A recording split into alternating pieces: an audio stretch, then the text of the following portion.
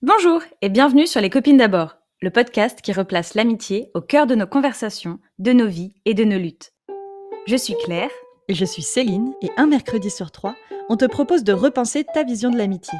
Dans chaque épisode, on échange autour d'un thème qui impacte d'une manière ou d'une autre nos amitiés pour tenter de se défaire des réflexes qui nous font reléguer ces relations au second plan dans nos vies. Car on sait qu'elles sont nécessaires et ont le pouvoir de changer la société grâce à la force et à la joie qu'elles contiennent. Il est donc temps que nos amours amicales prennent enfin plus de place. À l'heure où on enregistre, je rentre tout juste d'un voyage avec plusieurs de mes amis et sans leur partenaire. La situation s'était déjà présentée dans le passé, mais encore une fois, ça me confirme que les moments que je passe avec mes amis sans leur partenaire sont des moments qui généralement pour moi sont plus ressourçants. Je suis rentrée de ce voyage avec vraiment le sentiment qu'on avait créé du lien différemment, avec le sentiment peut-être que je pouvais être plus librement moi-même, j'avais une pression en moins et du coup ça me questionne un petit peu sur, mon rapport aux partenaires de mes amis, mais aussi sur, ce que la présence, d'un partenaire ou d'une partenaire, dans la vie de mes amis change à notre, relation. Du coup, je me suis dit que c'était peut-être, le moment d'en parler. Oui, moi je trouve aussi que ça change vraiment beaucoup la dynamique quand on est avec juste notre ami ou notre amie et son ou sa partenaire. En préparant cet épisode, moi j'ai réfléchi à plusieurs situations et j'ai identifié 3 situations. Ça ne veut pas dire que ce sont les seules qui existent, c'est juste les 3 qui me sont venues à l'esprit. Mais il y a probablement encore d'autres situations auxquelles j'ai pas pensé et d'autres nuances. Les situations que j'ai identifiées, c'est la perspective de lorsque j'ai rencontré mon amie, lorsqu'on est devenus amis, quelle était sa situation amoureuse.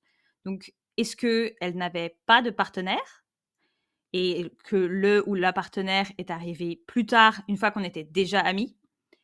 Est-ce que elle avait déjà un ou une partenaire, mais que notre amitié s'est développée sans cette personne parce que, par exemple, pour des raisons géographiques, ils étaient en couple à distance ou, par exemple, on a étudié ensemble, on passait vraiment beaucoup de temps ensemble et le partenaire ou la partenaire était dans le paysage, mais moi, j'avais assez peu de relations avec cette personne. Et la troisième catégorie, où le partenaire ou la partenaire est présente, c'est une dynamique qui se construit presque en même temps que l'amitié que je construis avec mon ami. Donc, par exemple, quand je pense à ça, je pense à toutes les dynamiques de couple, on est en couple et on rencontre un autre couple et l'amitié va se former à 4 ou à 3 si c'est un couple et une personne, plutôt que de manière individuelle avec chaque personne. Cette dernière situation que tu viens d'aborder, je trouve que c'est une situation qui est assez particulière. Bon, moi, personnellement, ça m'est pas arrivé très souvent, mais peut-être aussi parce que, en fait, c'est une situation qui m'épanouit pas complètement personnellement, notamment parce que, j'ai l'impression qu'on crée pas vraiment du lien de la même manière. Je sais pas ce que tu en penses, ça se confirme chez toi? Je suis assez d'accord, moi c'est pas du tout la configuration que je préfère parce que est-ce que c'est parce qu'on est trop, même quand on est à 3 ou 4? Mais j'ai l'impression qu'on reste beaucoup, sur le côté superficiel. J'ai pas vraiment l'impression d'apprendre à connaître vraiment, la personne en profondeur. C'est vite dit parce que même si je rencontre quelqu'un et qu'on se voit, à 2 seulement 3 trucs d'affilée, peut-être que je vais pas la connaître en profondeur, mais je trouve qu'il y a peut-être aussi plus ce truc, surtout quand c'est genre couple et couple, alors un peu genre, presque de performer, tu sais, tu performes plus, genre un couple versus un autre. Ça, plus aussi, et je pense qu'il faut pas sous-estimer ce dernier aspect de quand ça peut faire longtemps que tu es en couple et que tu vois ton paysage amical s'amenuiser d'année en année pour toutes les raisons que la trentaine amène, et que tu vois la possibilité de devenir amie avec quelqu'un d'autre. Il y a un peu un côté genre putain, je sais plus faire, tu vois, genre je sais plus draguer, ben je sais plus devenir amie avec des gens sans faire un peu n'importe quoi, voire peut-être prendre plus de place que ce que tu prends normalement dans la conversation, juste parce que t'es un peu too much, quoi. Bah, je te rejoins vachement sur ce dernier point. Un petit peu moins sur, ce que tu soulignais en premier, que peut-être, je sais bien que c'était une hypothèse, mais que peut-être qu'on est trop nombreux ou je sais pas quoi, parce qu'en fait, moi j'ai l'impression de pouvoir avoir des conversations intimes en groupe avec des copines et pourtant ce qui me manque dans, la configuration où je suis avec mon couple et un couple d'amis, c'est que, il manque cette intimité.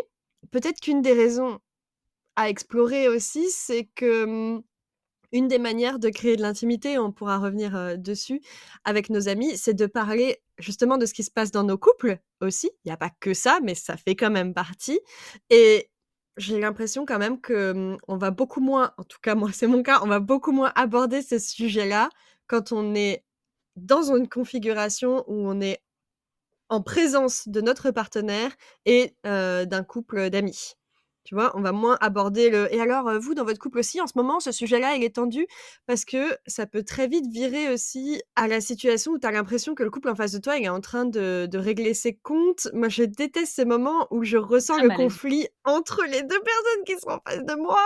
Voilà et souvent, en fait, quand on en vient à parler de ce qui se passe dans nos couples, c'est souvent à la base d'une forme de conflit ou de quelque chose qui va nous gêner ou Je me suis jamais arrivée dans la situation où on se connaissait pas assez, slash on n'était pas assez proches pour que quelqu'un se lance, ne serait-ce que dans une direction similaire à celle-ci. En fait, en général, j'ai l'impression que ça met encore plus de temps de se connaître et de connaître qui sont les personnes en face de toi en tant qu'individu. Je sais pas, ça prend encore plus de temps. J'irai pas jusqu'à dire que ça me peine, mais c'est une configuration à l'âge adulte qu'on croise de plus en plus ce côté, on se rencontre à plusieurs avec forcément un couple dans le tas. Que nous-mêmes on soit en couple ou pas, il y a forcément genre des moments où on va essayer de devenir amis avec des gens et ça va être avec le couple d'abord et peut-être ensuite, avec une des personnes du couple, mais tu vois, genre, ça freine un peu, je sais pas. et là, ce que tu dis sur, peut-être avec une des personnes du couple, moi, ça me renvoie à d'autres peurs. Je peux pas bien expliquer pourquoi j'ai la terreur de cette situation, mais moi, personnellement, quand je vois double date, je vois vraiment ce moment où, le couple, je pense à deux couples hétéros, où les 2 mecs, vont parler entre eux et les 2 meufs vont parler entre elles et on va avoir des conversations parallèles et puis ça va durer comme ça, tout le repas et en soi, je vois bien que c'est pas un mal, c'est pas un problème. Mmh, mais je déteste ça et ça me met je sais même pas en fait quoi dire là-dessus. Moi, enfin, c'est une situation dans laquelle j'ai pas trop été étonnamment, alors que pourtant Dieu sait que je n'ai pas beaucoup d'amis hommes, mais dans les configurations que j'ai eues où on se fait des soirées, double date, après je sais pas, est-ce que toi double date, c'est genre d'emblée on annonce: «C'est un double date» Non, ou est-ce que genre tu es en couple avec ton mec et vous allez voir un couple d'amis, est-ce que ça fait un double date? parce que je fais rarement des double dates où on dit c'est double date, tu vois? Mais pourtant, en fait, dès que j'entends double date, je vois ça, tu vois? Je vois les mecs qui vont se mettre dans un coin de la table et puis ils vont parler entre eux, les meufs, elles vont parler entre elles et je crois que ça me renvoie un peu à cette, impossibilité de créer du lien entre, le mec et moi et ouais et ça m'angoisse. Vraiment, ça m'angoisse. Je comprends, je pense que je peux comprendre un peu, Pourtant, je m'en fous de pas créer du lien avec eux, tu vois? mais il y a peut-être un côté genre, comme si on se faisait rouler dessus par, l'éducation genrée et Peut-être. qui nous prive un peu de nos libertés, tu vois? Genre: «Ah bah, de toute manière, les meufs, elles vont parler ensemble et puis les mecs, ils vont parler ensemble» et puis là alors qu'en vrai, genre, ça aurait pu être autrement et ça restreint vachement tes possibilités d'être un attends, c'est pas un prestataire, c'est un d'être privilégié vers un un interlocuteur ou une interlocutrice, tu vois? Genre ça te prive de choix et de possibilités. Je trouve que c'est vraiment une bonne explication et puis, ça me met face à une absurdité qui est: «Mais qu'est-ce qu'on fout là, en fait? Est-ce qu'on n'aurait pas été mieux, genre, moi, juste avec ma pote dans ce cas-là?» Enfin, franchement, enfin, juste avec cette meuf, si visiblement je suis plus à même, de créer du lien avec cette meuf, pourquoi est-ce que je m'embarrasse, de déplacer mon couple et qu'eux, ils déplacent leur couple alors que visiblement je suis là pour m'entendre avec elle, tu vois? Ouais, mais parfois, il y a le cas de figure où vous faites des double dates, en tout cas, vous faites des soirées en couple, quoi et et tu c'est pas que tu as pas d'atomes crochus avec aucun, mais genre tu as le même nombre d'atomes crochus avec l'un et l'autre et c'est encore en développement, quoi. Il y a aussi cette, je sais pas, c'est comme une attente. J'ai l'impression qu'il y a que le double date, il est presque dans la checklist, tu vois?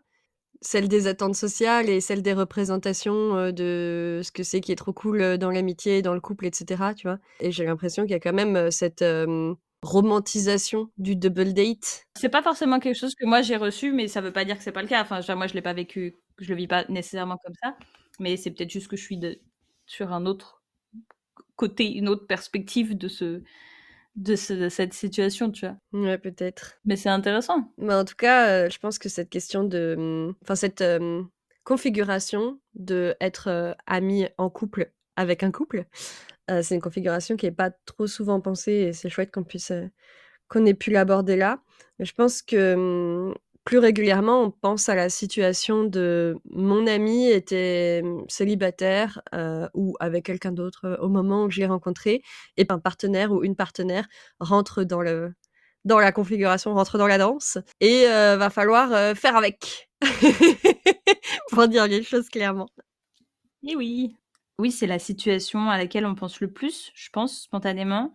Moi, c'est vrai que cette situation, je l'associe assez facilement, je dirais pas toujours, mais assez facilement avec, mon amie change un peu. Tu sais, elle est moins disponible, elle passe beaucoup de temps avec son ou sa partenaire, ce qui est évidemment normal, surtout en début de relation. Mais du coup, ça peut un peu délaisser l'amitié.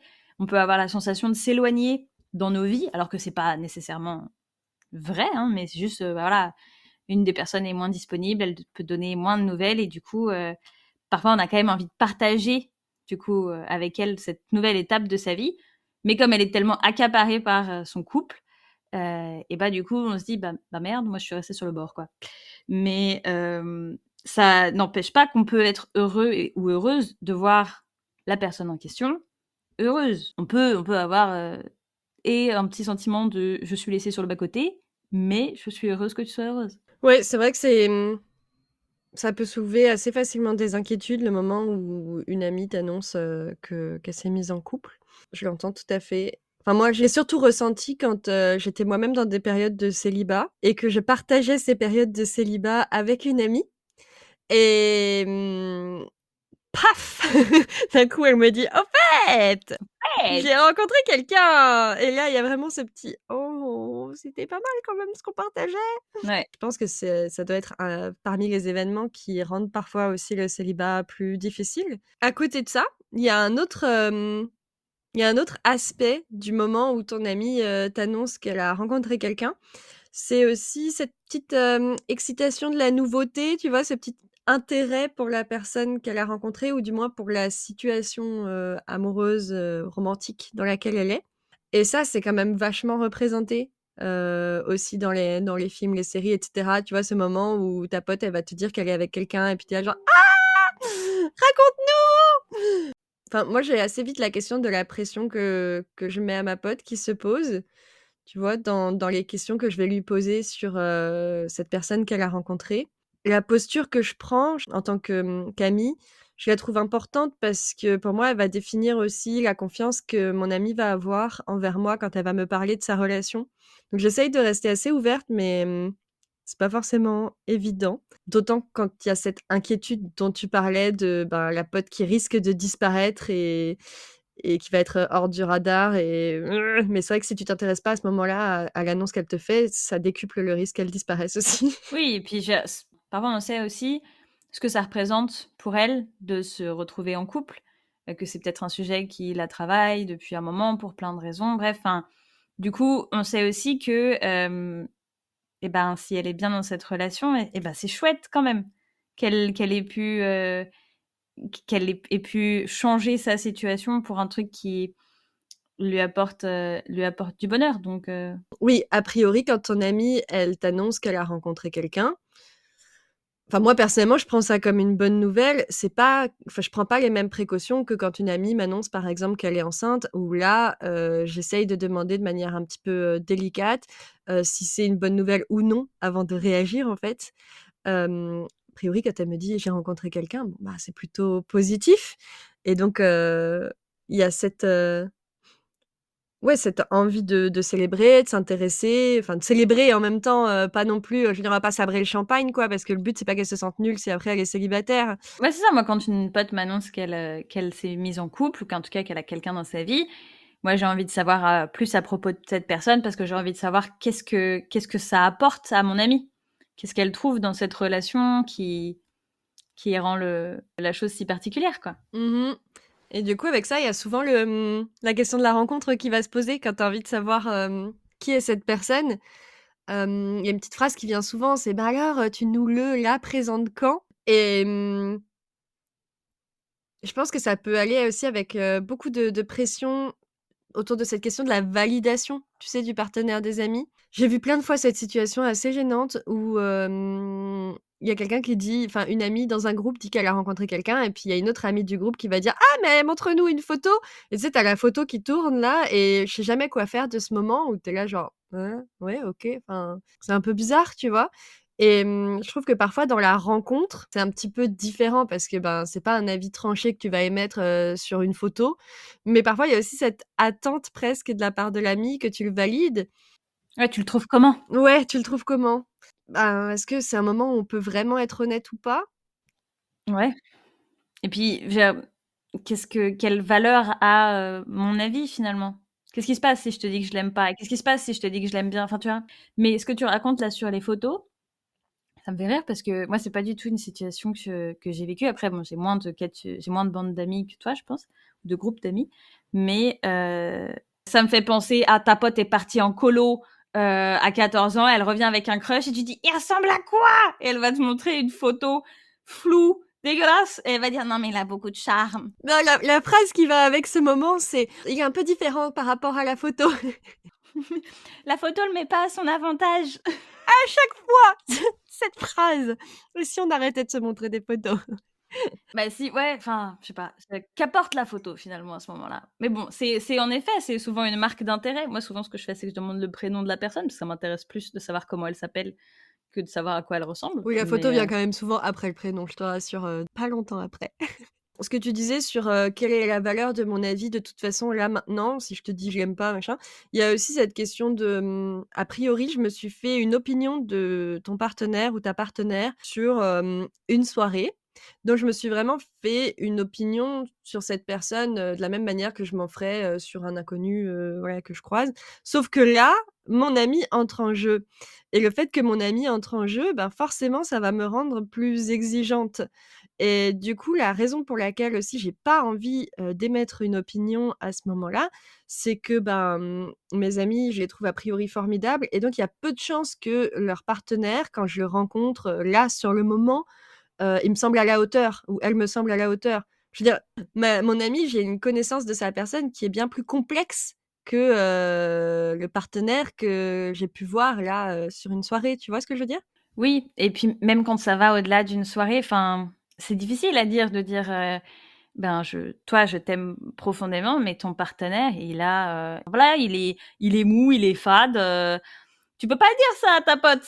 Et notamment parce que c'est une perspective que tu as, et puis de toute manière, c'est absolument pas ce qu'elle a envie d'entendre. Et puis à quoi ça servirait? Ben, c'est ça ce que j'allais dire. Pardon. À quoi ça servirait? Peut-être se poser un peu plus la question dans nos interactions. Également aussi quand on est à l'origine de la question, hein, de se dire: «Qu'est-ce que j'attends en fait en posant cette question?» Genre, quand je pose cette question, en fait, est-ce que je serais prête à entendre: «Bah, je le trouve un peu stupide et je pense que tu mérites mieux». En général, non. On est rarement prête à entendre cette réponse. Ce qui pose du coup la question de: «Pourquoi est-ce qu'on pose la question? Alors tu en penses quoi?» Je trouve que ça rejoint, beaucoup, l'idée que j'évoquais tout à l'heure sur le fait que, la rencontre du partenaire, ce moment de la rencontre peut vraiment ouvrir ou fermer des portes à, au changement qu'il va y avoir dans la relation qu'on a avec, notre ami, dans un second temps. Notamment parce que, je pense que si on a une posture qui a l'air assez, négative dès le départ, moi j'ai souvent peur que mon ami ensuite, s'adresse moins à moi pour me parler de ce qui se passe éventuellement dans son couple ou non. J'ai peur en fait de fermer des portes si j'ai l'air de me désintéresser complètement, à sa relation et donc aussi à son ou sa partenaire. Sans forcément exprimer un désintéressement, si tu exprimes une désapprobation de ce couple, bah, forcément, c'est prendre le risque que ta pote, elle vienne pas t'en parler après parce qu'elle va se dire: «Ah mais de toute façon, si j'en parle, à Céline ou à Claire, comme de toute manière elle trouve, déjà que, bon, ma partenaire il est, ou elle est comme ci comme ça», forcément son avis sera biaisé. Parfois on a envie de raconter des trucs qui se passent dans notre couple et on a envie d'une oreille attentive qui ira dans notre sens ou non. Mais même quand elle va dans notre sens, on a plus envie que ce soit parce qu'elle prenne notre parti que ce soit parce que, tu pas l'individu et tu désapprouves, notre couple. Tu vois ce que je veux dire? Mmh. Je crois. Ben, genre, si je te dis: «Ah vraiment, là, c'est insupportable, tel truc». dans mon couple, ça se passe tout le temps, j'en ai ras la pastèque. Et bah, peut-être que j'aurais besoin que tu me donnes des solutions ou que tu me donnes ta perspective. Peut-être aussi que j'aurais juste besoin que tu dises: «Ouais, tu as raison, c'est vraiment nul!» Et si tu dis ça, j'ai envie que ce soit parce que, presque de manière un peu caricaturale, tu prends mon parti parce que tu es ma pote et que voilà, tu vois? J'ai pas envie que tu dises ça parce que tu vois une opportunité d'exprimer à quel point tu peux pas blairer la personne dont je parle. Si mon ami me parle d'un problème qui est dans son couple, ça doit pas être une opportunité pour moi de casser du sucre sur le dos de son mec, quoi. Et du coup, elle pourrait elle-même avoir cette inquiétude si elle se dit que moi j'aime pas son ou sa partenaire. Elle se dit: «Bah, je vais peut-être pas rajouter ça sur la liste des raisons pour lesquelles, Céline n'aime pas mon ou ma partenaire». Il y a ça aussi peut-être, tu vois? Je vais pas lui donner plus de raisons de pas l'aimer. Voilà. Justement aussi parce que quand on est en couple avec quelqu'un, en général, on a envie que si on est dans une relation saine, on est heureux et tout, on a envie que nos amis, ils aiment aussi notre partenaire. Parce que c'est déjà, s'ils s'aiment, bah, c'est plus sympa. En plus, ça veut aussi dire que, bah, on peut faire des trucs tous ensemble. Tu vois, genre, tu as la possibilité d'avoir tes amis et ton partenaire ou ta partenaire avec toi. C'est quand même super sympa quand ça se passe bien. Et donc du coup, ben, forcément, si tu sais que ton ami n'aime pas ton ou ta partenaire, tu leur racontes des trucs qui te courent sur le haricot, tu diminues les chances d'arriver à ce cas de figure où tout le monde s'entend bien et c'est super et tout le monde est heureux, tu vois? Mmh.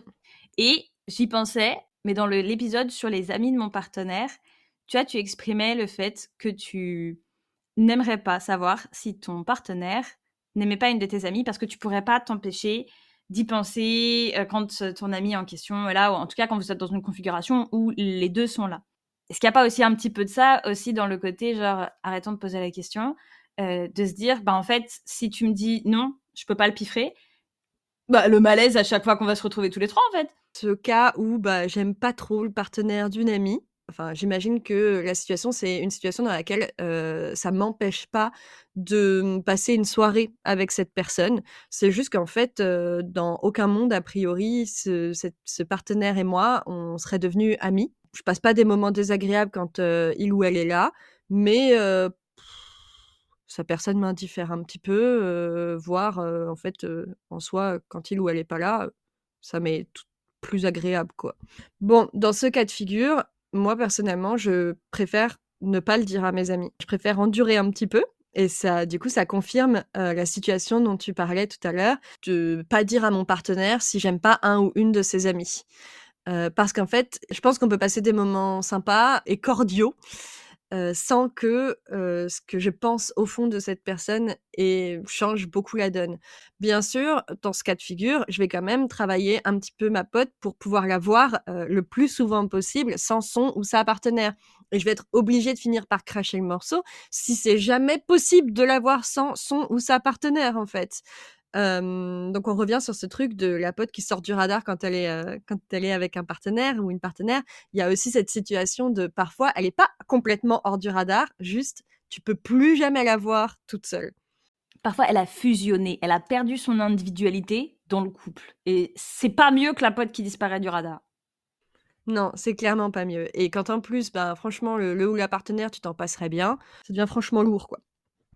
Mais bref, si c'est pas une histoire de fusion et que c'est juste une histoire de, ben, j'ai un conflit personnel, intérieur avec, son ou sa partenaire. Je l'aime pas trop, mais j'ai rien à lui reprocher concrètement. Dans ce cas-là, je me tais. Je pense que enfin, pour moi, en tout cas, c'est mieux de pas le dire. Tu en penses quelque chose? Je pense que c'est à nouveau la question de se poser la question, si c'est un conflit personnel, qu'est-ce que ça apporterait en fait que je le dise? Bah, en général, pas grand-chose. Du coup, peut-être qu'il vaut mieux s'abstenir. Après, il y a un cas de figure aussi où je ne dis pas à mon ami que je n'apprécie pas, son ou sa partenaire. C'est, quand j'ai quelque chose à reprocher au partenaire, parce que j'ai le sentiment qu'il ne respecte pas mon ami. Quand j'ai des radars qui s'allument un peu, de type, bah, là, leur relation, elle est quand même un petit peu étrange, ils la respectent pas, je vois, les prémices de potentielle, violence. J'en parle pas à mon ami. Heu, je sais que c'est discutable, mais je préfère ne pas en parler parce que j'ai vraiment trop peur que mon ami se braque ou, que son ou sa partenaire soit déjà en train de l'isoler Et du coup, j'ai trop peur que si j'en parle à mon amie, elle coupe les ponts avec moi et qu'elle se retrouve dans une situation où elle est complètement isolée face à une personne qui risque de la violenter. Mais j'entends aussi que si personne lui en parle jamais, peut-être qu'elle va jamais se rendre compte que la situation n'est pas normale. Ça, d'une part, et d'autre part, moi, je pense qu'il y a un entre-deux qui est possible, qui dépend de chaque situation, chaque personne. Enfin, tu vois, je crois à une forme de compromis. Tu dire, écoute, je suis pas fan de ton partenaire pour les raisons variées, que ce soit celle dont tu parles avec le spectre de la violence, même si ça, évidemment, c'est toujours très risqué, mais même, par exemple, je pense à des différences de valeurs. On connaît les valeurs de notre ami, on voit les valeurs de son partenaire, on est là genre: «Mmh, pourquoi?» De dire: «Écoute, je comprends pas, qu'est-ce qui se passe avec tes valeurs? Parce que je sais qu'elles sont opposées à celles, de ton partenaire. Moi, je c elles s les valeurs de ton partenaire sont également opposées aux miennes, donc je ne comprends pas. Maintenant, j'ai pas à comprendre pour être auprès de toi et pour t'accompagner et je pense qu'on peut le mentionner une fois, vraiment genre de manière ouverte et quand même réassurer le fait de ça change rien au fait que je suis là pour toi, ça change rien au fait que je m'intéresse à ce qui se passe dans ton couple, à comment tu t'y sens, à ce que tu vois, je c'est pas parce que, je suis pas méga fan de cette relation que j'ai pas envie que tu m'en parles. Au contraire, ça fait partie de ta vie, ça te concerne. Comme tout ce qui fait partie de ta vie, j'ai envie que tu m'en parles. Ouais, je te rejoins totalement sur, cette situation-là. C'est la seule situation, moi, dans laquelle où j'ai noté que, je parle à mon amie du fait que j'apprécie pas trop son partenaire. C'est si, il y a une forme d'incompatibilité dans les valeurs, qui ne va pas, violenter mon amie, en fait, directement. Ouais, qu'il la met pas en danger dans les médias, quoi. Exactement. Si c'est juste un conflit de valeurs, je fais des guillemets avec, les doigts, je vais aborder le fait que, ouais, bof, j'approuve moyennement, mais simplement pour écarter un malaise que j'ai peur que mon ami ressente. C'est-à-dire que si il y a ce conflit de valeurs, a priori, il y a des moments qui risquent d'être malaisants et je me dis: «Ça m'ôte aussi d'une certaine, épine du pied» parce que peut-être que mon ami peut briefer son ou sa partenaire sur certains sujets qu'on va peut-être pas aborder, quand on est ensemble. Parce qu'on est vraiment trop profondément en désaccord et peut-être que du coup, ça rendrait service à tout le monde en fait, qu'on commence pas à lancer ces grands débats-là et qu'on soit pas obligé d'entendre, les horreurs que le ou la partenaire a à débiter. Mais effectivement, comme toi, je pense que je prends des précautions dans ce cas-là sur la manière dont je l'aborde. Je l'aborde une fois et puis, voilà. C'est ça, c'est une fois et après on n'en parle plus et enfin on parle plus en tout cas du fait qu'on n'est pas très fan, du partenaire ou de la partenaire, quoi. Un cas de figure que j'ai eu plusieurs fois malheureusement, quand j'ai rencontré le mec de mes potes, c'était, alors on était plus jeunes. Est-ce que ça joue? Pas sûr.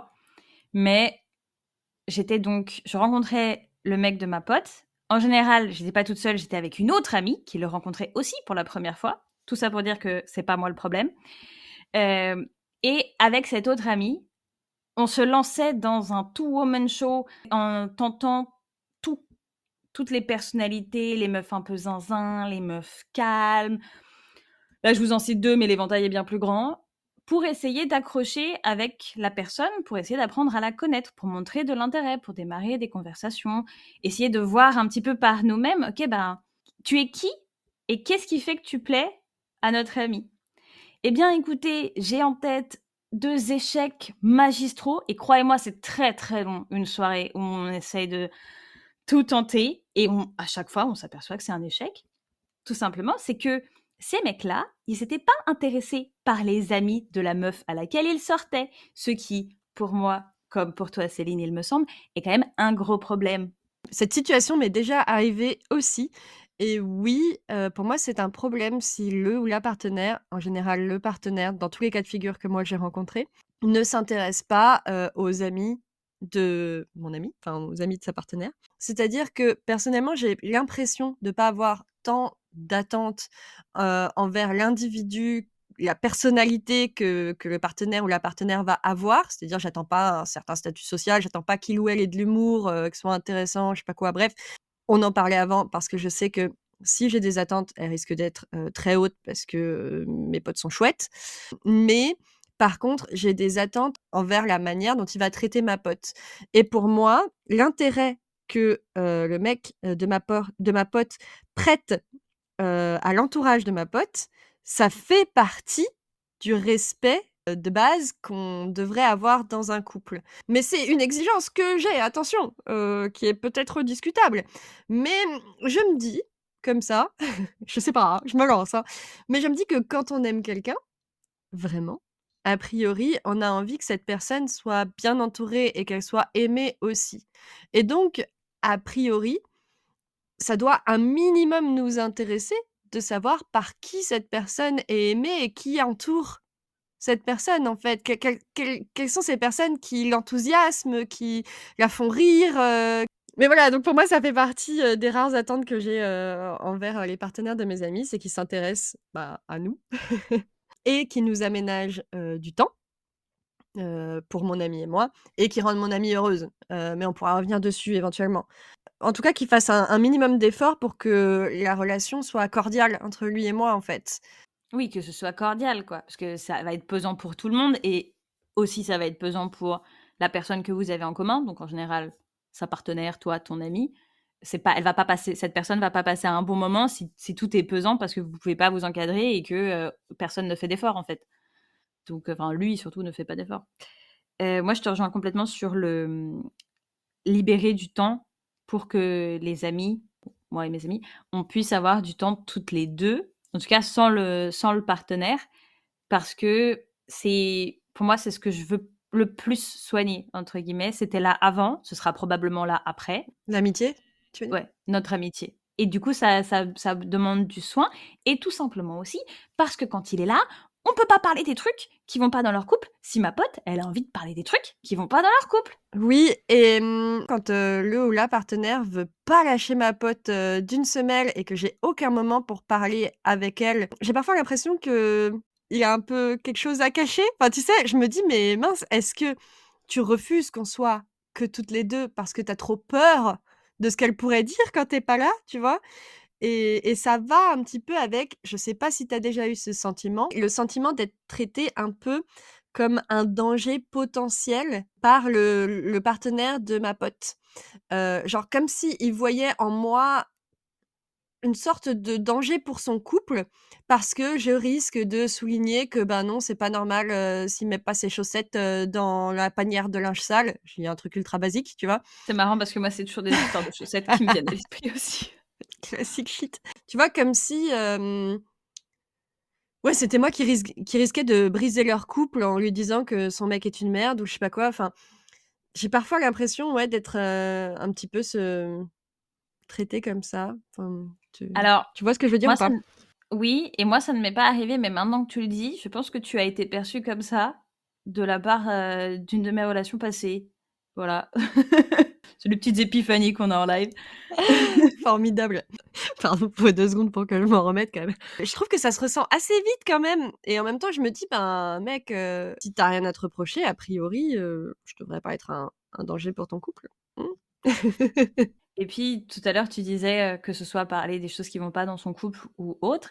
Et oui, autre aussi, parce que bah, il y a des tas de choses dont on va discuter en tant que, dans un espace safe d'amis, dont on va pas nécessairement discuter avec notre partenaire pour tout un tas de raisons.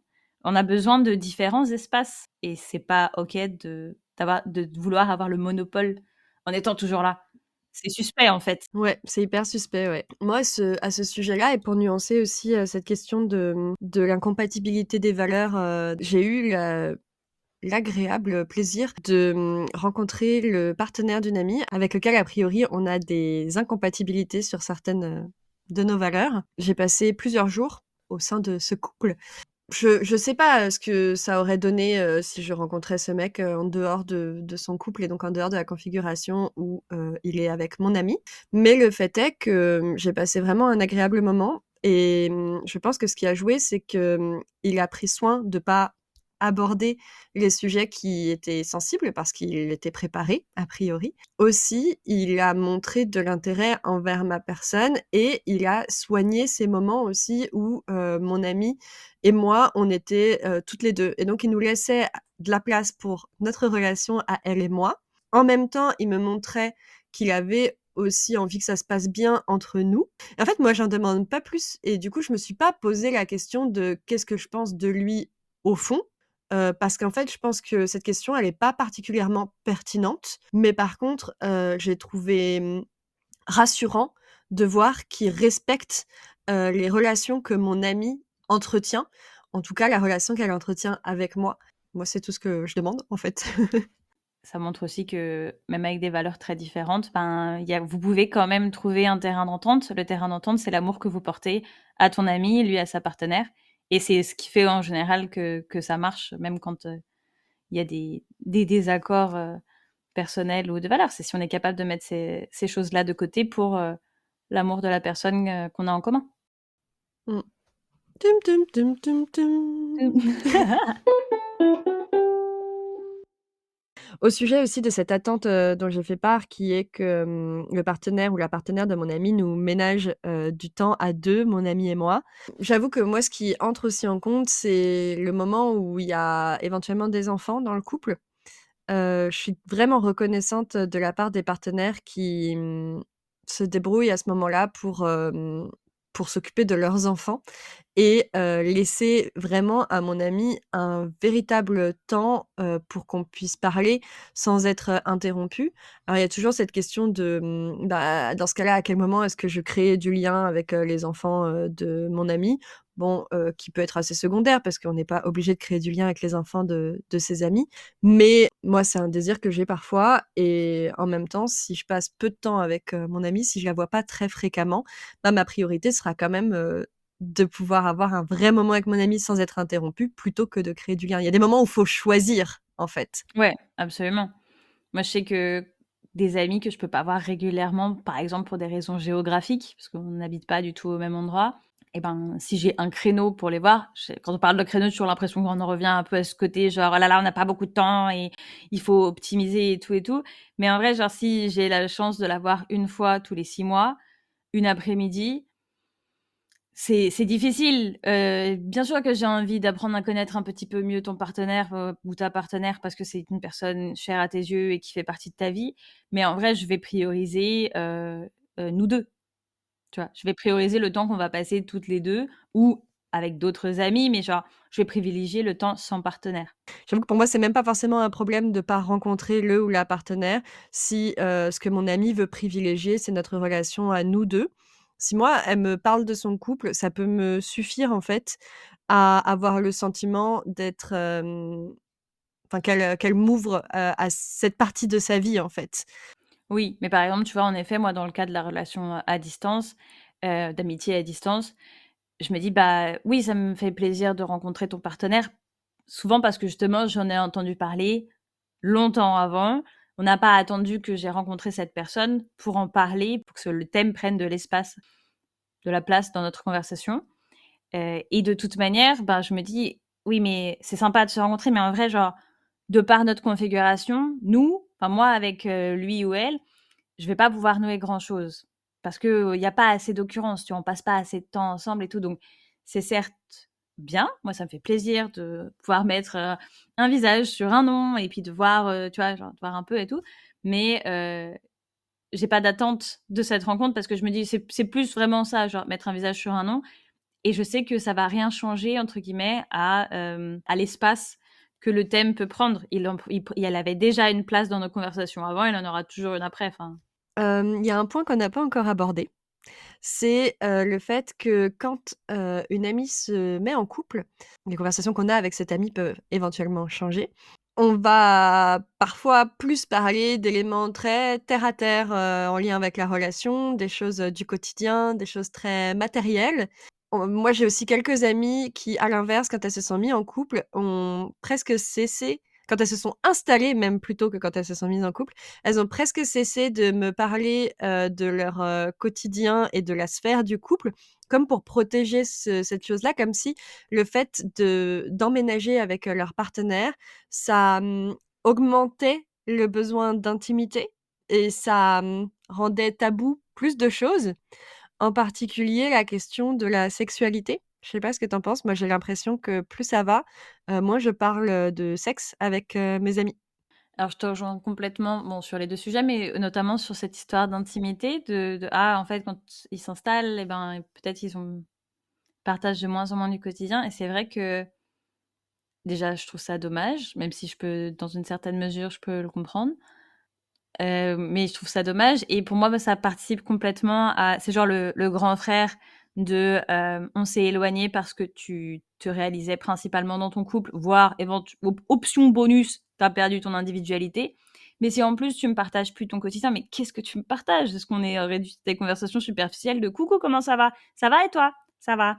Et on n'en est plus à un âge où on dit: «Quoi de neuf?» Mais franchement, quoi de neuf, ça nous a enlevé une bonne épine du pied quand il s'agissait de continuer la conversation, quoi. Oui, puis après ça donne ces relations où on se retrouve à parler que de travail, aussi. Tu vois le Ouais, hein? que de travail ou que des grosses étapes de la vie. «Ah bah là, on va acheter un appartement, Mmh. Voilà, donc ça sur l'intimité, je te rejoins complètement et sur les conversations à propos de sexe aussi. C'est vrai que genre, quand je repense aux conversations enflammées qu'on pouvait avoir avec mes copines quand on était ados, à propos de sexe, ça n'a rien à voir avec l'état des lieux aujourd'hui. Je pense que, l'épanouissement sexuel, ça fait partie pour, beaucoup de personnes, de choses qui sont importantes dans la vie et j'avoue que pour la plupart de mes amis, en fait, j'ai aucune idée actuellement, de leur, niveau d'épanouissement sexuel, en fait et je trouve ça étrange parce que certaines de ces amies, ben, je savais vraiment où elles en étaient, à ce sujet-là pendant longtemps, en fait. Non, mais oui, enfin, on n'a pas si on parle de l'intimité, tu vois, j'ai partagé des conversations avec mes potes vraiment genre super intimes, notamment au début de notre vie sexuelle et aujourd'hui, c'est très différent. Mais peut-être parce qu'on avait aussi beaucoup plus de conversations sur les mécaniques de tout ça. Qu'est-ce qu'on fait? Comment on fait? Qu'est-ce qui se passe? Est-ce que, toi tu ressens ça? Est-ce que enfin, tu vois, on apprenait plus et j'ai l'impression que peut-être qu'il y a un moment où on s'est dit: «Bon, bah, c'est bon maintenant, guillemets dans les airs, on sait faire». Oui. Et du coup, on se pose plus de questions mutuellement.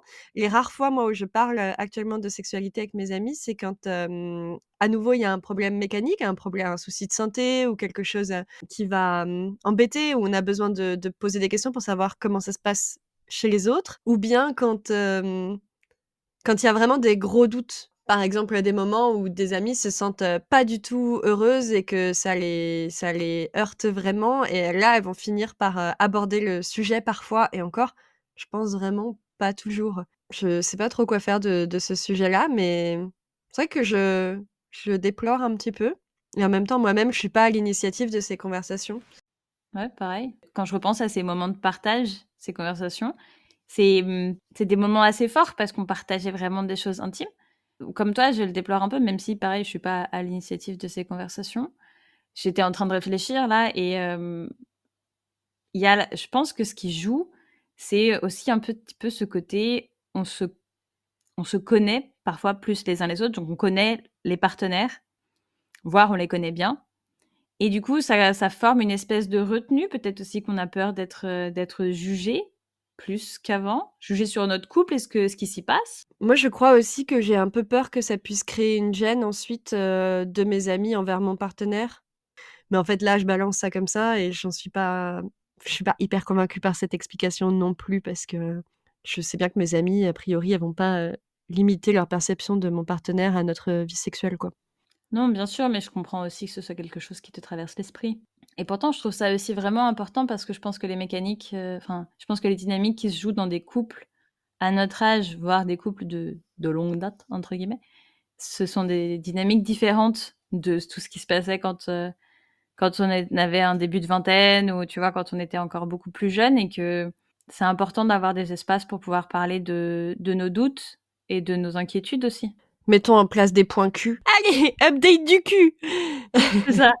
Moi, ça m'a fait tellement du bien parfois d'arriver à parler du sujet avec des amis en couple, dont je connais le partenaire, qui connaît son partenaire, de pouvoir s'apercevoir, en fait, je suis pas seule avec toutes mes inquiétudes, tu vois, parce que je crois qu'on se compare aussi beaucoup aux autres couples, et comme on n'en parle pas, et bah, du coup, ça fait rien pour aider, tu vois. Ouais, mais à côté de ça, moi j'avoue que je sélectionne quand même vraiment les personnes auxquelles j'en parle parce que, il m'est déjà arrivé de parler de sexualité avec des amies qui étaient beaucoup dans la performance, et dans ce qu'elles pouvaient montrer donc d'elles-mêmes et qui donc vont vraiment insister sur le fait qu'elles, leur sexualité, elle rentre, bien dans les clous de tout ce qu'on attendrait d'une sexualité canonique et toi tu es là genre avec tes inquiétudes et même Déjà, je si suis bizarre, en fait. ouais, et je crois qu'on est peut-être aussi plus précautionneuses pour ces raisons. Je sais pas. Mmh.